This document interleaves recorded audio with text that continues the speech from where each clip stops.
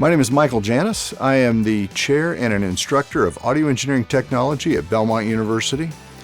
Part of my role here is to oversee curriculum and help identify and acquire different pieces of equipment that we use to make that an effective curriculum. We typically have junior level classes, and in those junior level classes, what we're really working on, in addition to miking techniques and mixing techniques and things like that, one of the things we're really working on is that professional process. What do you do during pre-production? What do you do during the tracking session, the overdubs, the editing, and the mixing process? That's where something like the SSL was exciting to acquire because it fits in so well with that. One of the things we really focus a lot on is taking the knowledge that students were building up and working inside a DAW and transferring that knowledge into working on a hardware console and seeing how those similarities work together and also how they can use analog equipment to really enhance what they're doing in the box. So I'm sitting in the control room of REM Studio A, and that is our primary tracking facility here on campus. We've got a large enough room for drums, we've got some other ISO booths, piano, classic M1 organ, we've got Fender Rhodes, we've got a couple other ISO booths. Well, a couple of things that I've been excited about with using the SSL Origin console in here. First thing was really the stereo cues. When students come in here and they're taking their second big studio class, they've run cues in Pro Tools, which have just been off a mix typically. They almost always will initially avoid trying to use aux sends for that in Pro Tools. And then they've come from our other facilities down the street where there's a couple of different ways of doing cues. But then they come onto this and they're like, oh, well, this is easy. All I have to do literally is turn the knob up and make sure the master section's up. Yeah, that's really, so it's so flexible. And it's flexible in a way that is simple to explain and simple for people to understand how to use. What is really interesting also is we've discovered as we've been using more of the drive function on there is using it creatively in mix. What we've been doing is because there's not a separate line amp from a mic pre, there's just a single amp. And you're either driving the microphone through there or the line return. Well, if you do the line return, hit the drive button, push your fader up, and then crank it. And it adds that cool harmonic, but almost like there's a little bit of soft compression on there as well, too. Another favorite feature, the 0 dB buttons. Life-changing. So I can have a student build a mix, and they can have 8, 10, or 12 stereo subgroups in the mix. Drums, bass, keys, vocals, effects, however they're spinning it out. And then they can take that, they can recreate that they can have their same mix development they had, do the pans, hit the 0 dB buttons, come back through, hit the stereo bus compressor. It's designed for modern workflow, but it's based upon that classic inline console flow. Really kind of some of the fun things that we really go into and rely on is the things like now that we've got the Origin, the SSL compressor. When they're in the box, then they can also pull up SSL compressor plugins. They can pull up SSL EQs and they can mimic one from the other.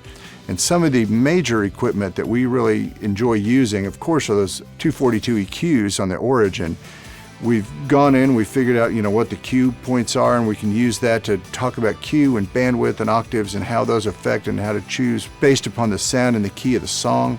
Other key pieces of equipment for us are LA2As, 1176s, and the DBX 160 and the 162s.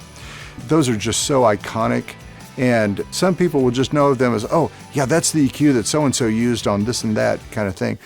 We really teach them how to understand those things. And so it's a combination of not only how do they apply that, just plug it in and get a sound on it. It's much deeper than that. You go in and how do you set the 1176 to respond to your beats per minute? How do you translate what those dials are into make that so you can really make that sound fit in as an additional instrument, especially for something like parallel processing. I mean, we use classic equipment because a lot of plugins and things like that are available. They're going to buy those things. We want them to use both. We want them to have the ability to look at a Neve mic pre and use a real one and use one that's in the box. Some of the other classic pieces is, yes, we have functional AMS reverb. Those can be really persnickety to keep up with. I've been using them for 25 years. But being able to have one of those and have one in the box, a student can use that same sound and really kind of compare, well, what's the difference outside on a hardware piece? Same with our Lexicon 480s, PCM 42s. It's really important for us to get the students to realize the tactile hardware part of it, but also being able to translate how they can make that happen for what they need to do in the box. With the same sort of attention that we put into using classic equipment for dynamic processors and EQs and reverbs and those kinds of things, we also look at that with that sort of that classic approach to monitoring as well. So for example, you really, at some point in your education, whether you're at a community college studying audio or whether you're at a four-year university studying audio, you need to listen to NS10s at some point.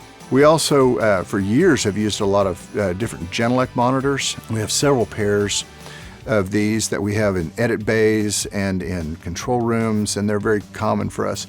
One of the other things that we have in this room actually is, I guess, might what now be referred to as a vintage set of PMC BB5s. And then in addition to that, one of the things we also have is we have 4 edit bays in the back hallway. And those edit bays are used for students for editing and comping and doing those kinds of things, but they also can be interconnected into Studio A because they'll have mic tie lines in there. And in addition, we can use those mic tie lines with the radial interface system, so I can have a guitar player play in the ISO booth, patch that through, and he can have his combo amp isolated in one of those edit bays. One of the things we really want to teach is how to interface when you're in a multi-room facility. So we do have a set of Focusrite RedNet as our primary interface in Studio A. It's fantastic that I've got the ability now to set up a session in here and we can run through some of the fiber lines and go to other buildings with it. And that's actually one of the other things that we do with our showcase series. We have a big live event showcase series, and we're able to go through Dante lines back into the large theater or back into our mix stage at Johnson and mix. In fact, on our last showcase, one of our instructors, Kevin Betker, was having his immersive audio mixing students mixing the showcase in immersive live while it was going on.